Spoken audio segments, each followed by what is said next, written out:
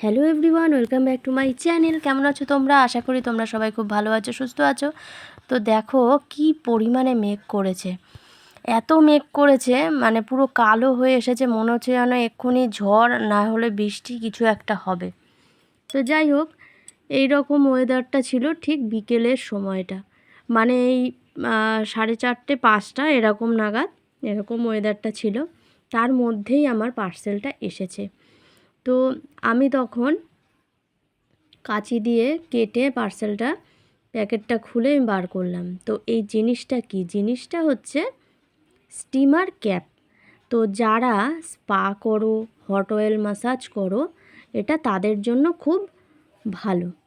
তো এটা আমি নিয়েছি ওই কারণেই, কারণ আমি যেহেতু পার্লার সার্ভিস দিয়ে থাকি সবাইকে, তো আমার কাছে স্টিমার ছিল, সেটা অন্য রকম ছিল আর সেটা খারাপ হয়ে গেছে, যার জন্য আমি যাতে এটা সব জায়গায় নিয়ে যেতে পারি সেই রকম চিন্তাভাবনা করেই এই ক্যাপটা কিনেছি।